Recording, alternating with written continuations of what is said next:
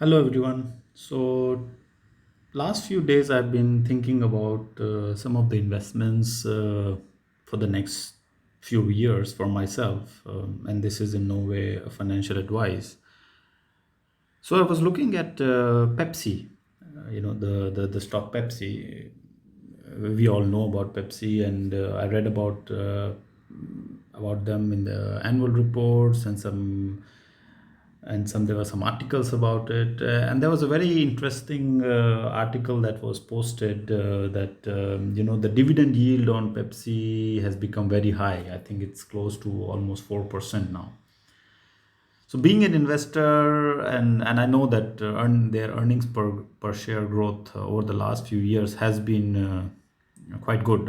Let's say quite good in the sense it's quite slow and steady, like about 7-8%.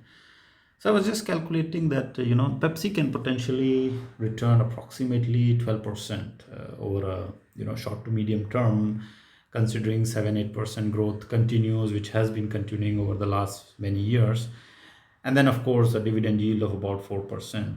And then I was thinking to myself, right, is this 12% enough? And a very interesting thought came to my mind that, well, if I'm just shooting for 12%, why don't I just invest in some ETF, the index fund or something? Because ETFs over the long term has been my preferred option.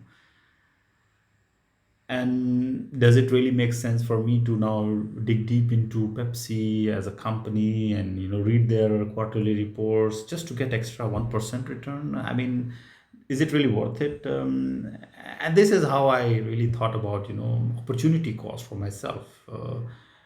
There's a lot of complicated formulas which I don't understand. In MBA class or in economic textbooks, you read about them, but this is how I really thought about it. Is it really worth the risk for me to get this